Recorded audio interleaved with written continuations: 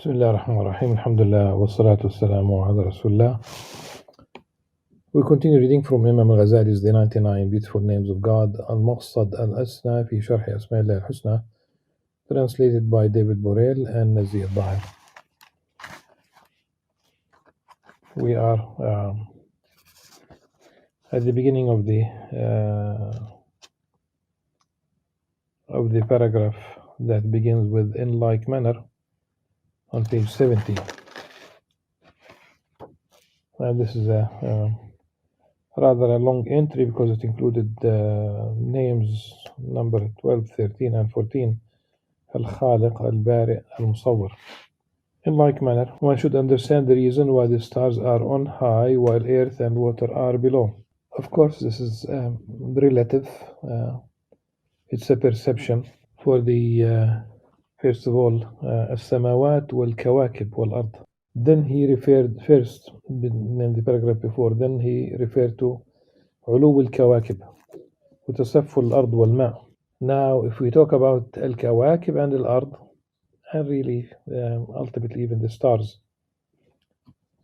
there's a, subhanallah, certain perception about that which is above and that which is below. We might think that when we are in the North Pole, that those who are on the South Pole are below, but they have the same perception. They are also above. If we are on the equator, you are still above, and you look at the skies in the same manner. Now, water is not comparable to the planets and the stars. It's a composite, and it's part of the earth. And water has different forms, liquid, and really we talk about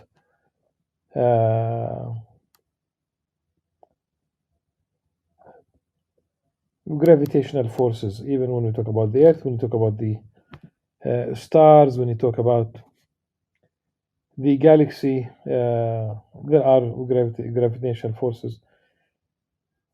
But the water could be liquid, could be ice, could be vapor, but it's not in the same category, so they cannot really compare. But the idea is simply the idea of thinking about that which is above and that which is below. Then Imam Al-Ghazali gives an example from buildings.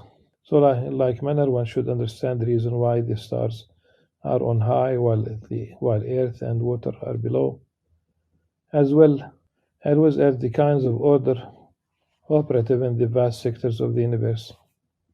If we were to proceed to describe the regions of the universe and their details, and then remark on the wisdom in their assembly, discussion would be too long.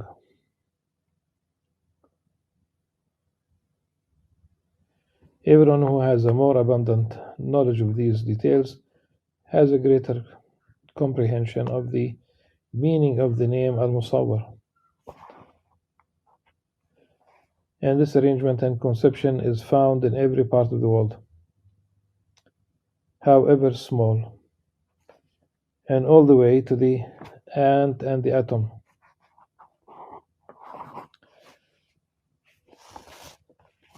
Earlier we said it's Al-Dhar, the ant, the Naml,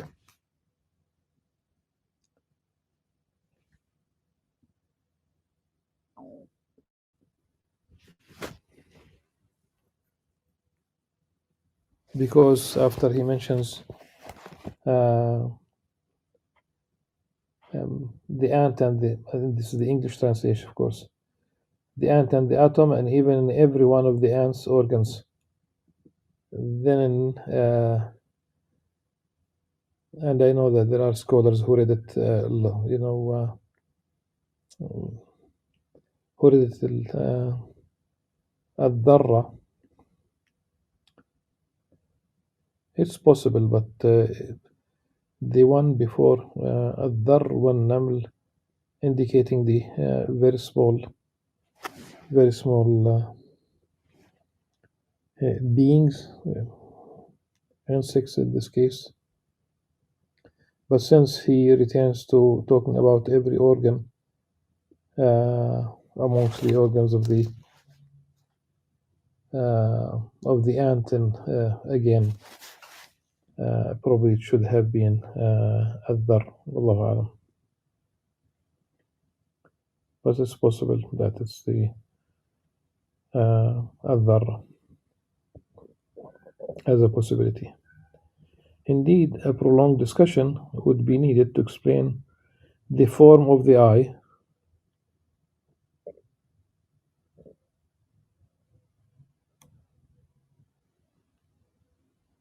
which is the smallest organ in an animal. No, this is not really. Is it the smallest organ?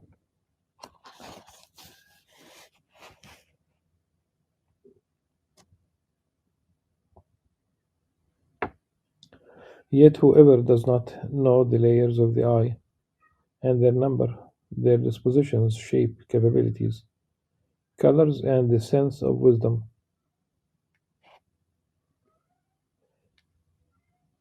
incorporated in them, will neither know its form nor the one who forms it. The one here is a reference to Allah subhanahu wa ta'ala, except by a generic name. Similar things can be said of every form of each animal and plant.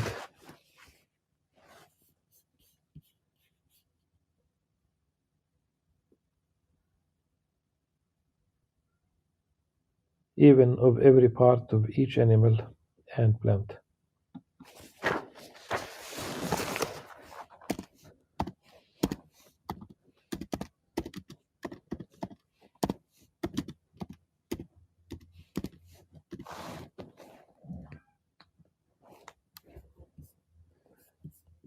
The smallest, I thought about the pineal gland as the smallest organ in the human body, subhanallah. It's located near the center of the brain.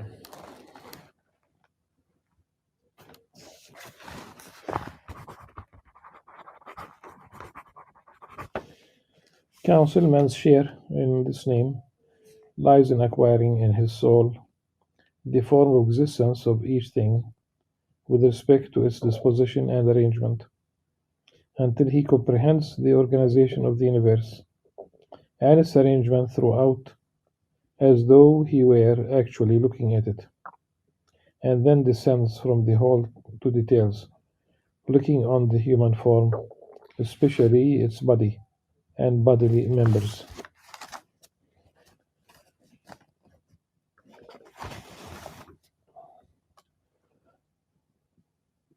I did suggest in the years ago that in different contexts, I would say that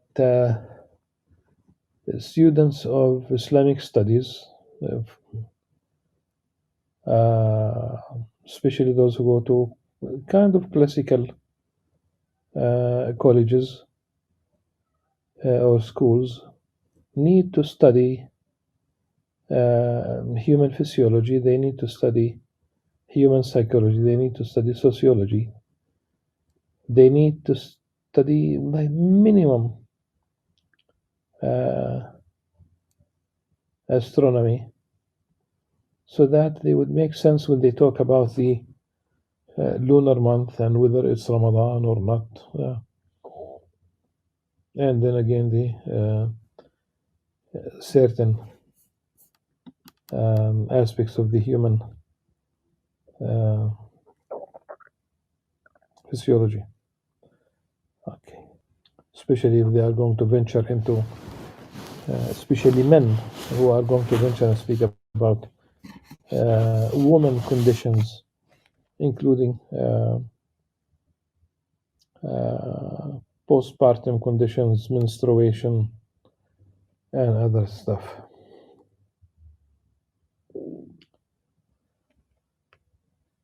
Counsel man's share in this name lies in acquiring in his soul the form of existence of each thing with respect to its disposition and arrangement until he comprehends the organization of the universe and its arrangement throughout, as though he were actually looking at it, and then descends from the whole to details, looking on the human form, especially its body and bodily members, to come to know their kinds and number, their assembly and the wisdom, and their creation and their arrangement. Then he will look into the intellectual attributes of the human form and its higher powers by which it knows and wills. In this way, too, he will know the form of animals and the form of plants inside and out, according to his capacity, until the whole and its form are engraved in his heart. Now, all of this stems from knowing the form of bodily things, and its compass is brief compared to knowing the arrangement of spiritual things, which includes knowledge, both generic and detailed, of the angels and their ranks, and how much is entrusted to each one of them in disposing the heavens and the stars, then in disposing human hearts by guiding and counseling, and finally in disposing animals by inspirations guiding them to satisfying their presumed needs. There is a certain order, biological order, that has been there in the DNA of these animals and plants and human beings. This is the way God created things, and there is no evolution. Name it old fashioned, but there's no evolution. There's a very poor metaphysical background for the Darwin's theory of evolution. Now, this is in man's share in this name, acquisition of the cognitive form corresponding to the existential form. For knowledge consists in a form in the soul corresponding to the thing known. The knowledge which God great and glorious has of the form is the cause of the forms existing in individuals, while the form existing in individuals is the cause of the cognitive forms being realized in the heart of man. In that way, man benefits by knowing the meaning of the name Al-Musawwir, fashioner, among the names of God. May he be praised and exalted. For by acquiring the form in his soul, he also becomes a fashioner, as it were, even if that he put metaphorically.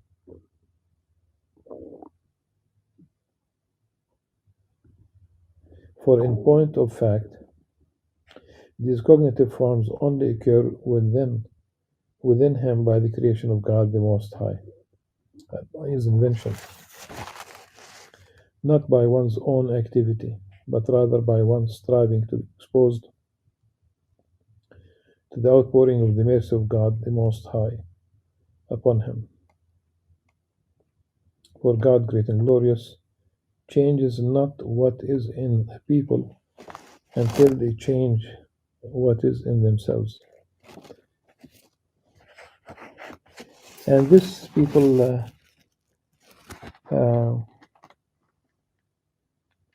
in Allah, they think that it's one direction,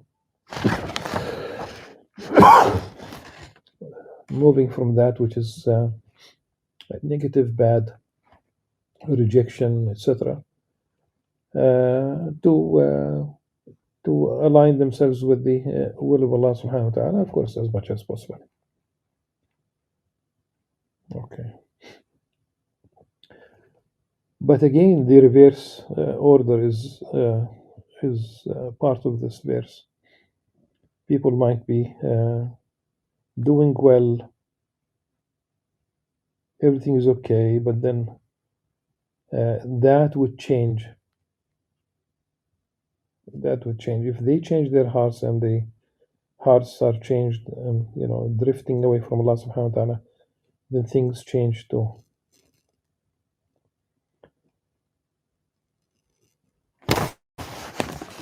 And it is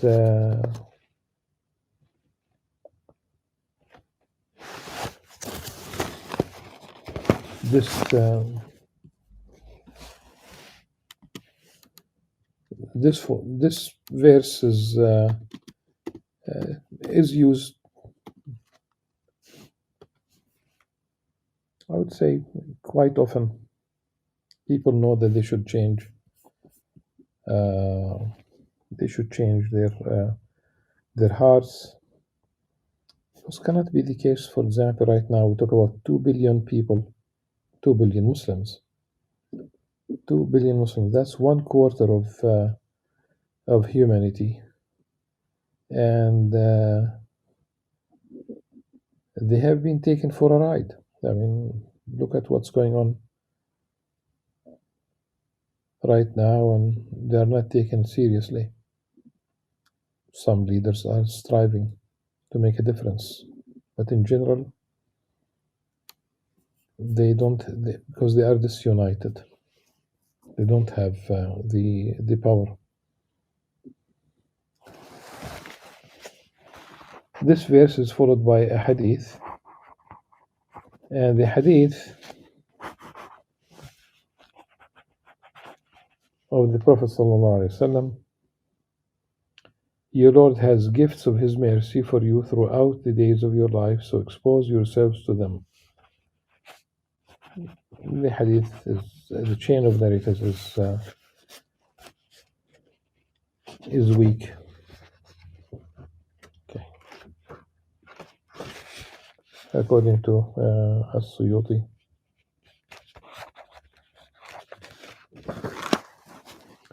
Concerning the Creator, Al-Khaliq, and the Producer, Al-Bari, man has no access to these names either, except by a sort of remote metaphor, in the sense that creation and origination are based on the use of power according to knowledge. And God the Most High has created knowledge and power for man, so that man has a way of achieving his potential in accordance with his estimation and knowledge. Existing things are divided into 1. Things whose realization does not depend at all on the power of people, like heaven and the stars, and earth with animals, plants, and the rest. And number 2, things which are only realized by the power of the people, whatever stems from the works of people, like crafts, politics, religious worship, and battles. كالصناعة,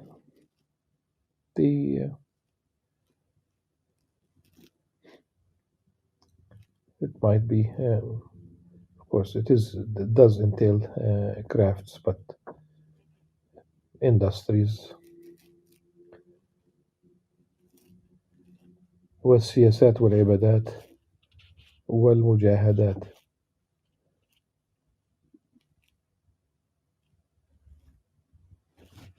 والمجاهدات, to translate that as battles,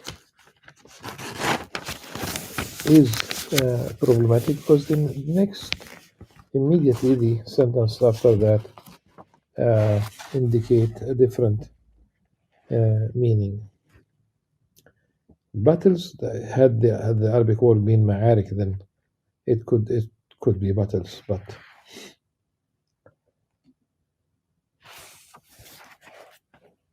let's read the. We'll go back to the mujahadat. Let's read the rest of it because it's really an excellent indicator of where the meaning is, or what the meaning. Yes, what the meaning is. And if man strives to prevail over himself by the disciplines, strives. Okay. فإذا بلغ العبد في مجاهدة نفسه. That's not battle. Of course, I mean, on Imam Al-Ghazali does say elsewhere that there is a battle that is going on every day in his heart between the soldiers of the angel and the soldiers of Satan, and that's a daily occurrence. But the mujahadat is about striving on the path of striving against oneself, against the nafs al-ammara bisu, against Satan, against lust, against. Okay.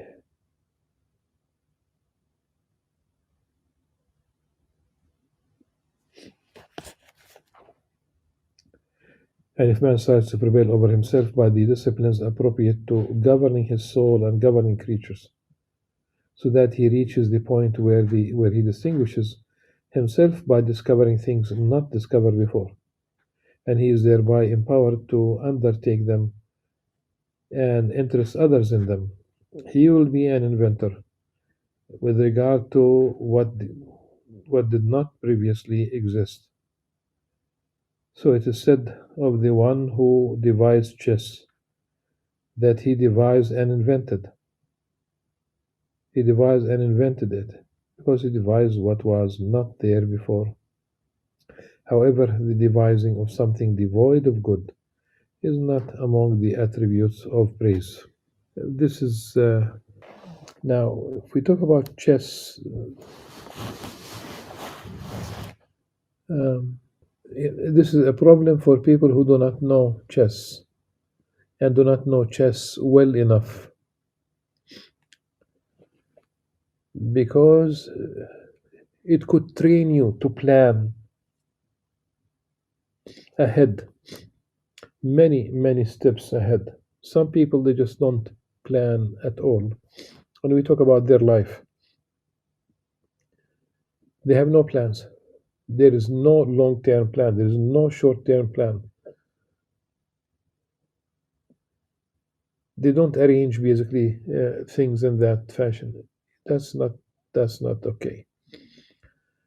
And chess, it's almost like, I mean, they definitely, if you look at the pieces, talk about soldiers, talk about a military plan, if you will, and they at least once there was a general. When they talked about him, they said that he's very smart, has very high IQ, and that he plays chess, and he's a non-Muslim. You might now say, well, you just said that he's non-Muslim. The idea is that when they referred to chess, they associated his military strategies with also his ability to being an excellent player of chess.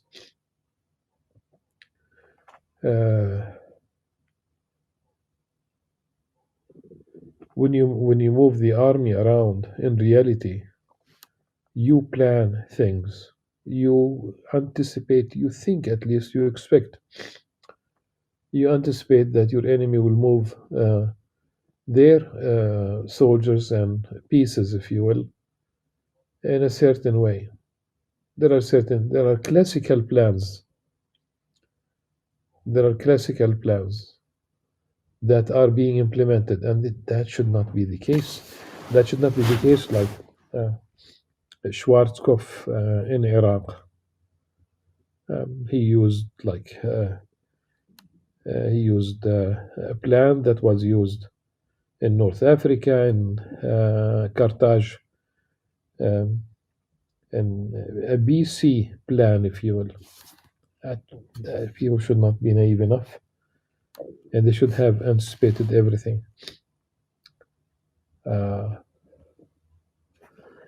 So There are scholars who would not see the good in such a game. Just compare it to all these electronic games where people are spending hours and hours and hours on these electronic games. So playing chess would be really good compared to these. And it's not about having, relativizing things. Similarly, in religious exercises and disciplines, political activity, and crafts, which are a source of blessings, there are forms and institutions which some people learn from others, traceable inevitably to the first one who discovered or devised them. And since the one who devised them may be considered as the inventor of those forms and the creator planning them, it is legitimate to apply the name to him metaphorically. Among the names of God Most High, there are these predicated on men metaphorically, and they are the majority, while others are predicated of men literally and of God metaphorically, like patient and grateful. It is hardly appropriate that you notice the sharing in the name while overlooking this great difference which we have mentioned. The next name is Al Ghaffar, he who is full of forgiveness. That's number 15. That's top page 73, and inshallah, we will deal with that in the next session. بإذن الله عز وجل. Until then, سبحانك اللهم وبحمدك نشهد أن لا إله إلا أنت نستغفرك ونتوب إليك والسلام عليكم ورحمة الله وبركاته.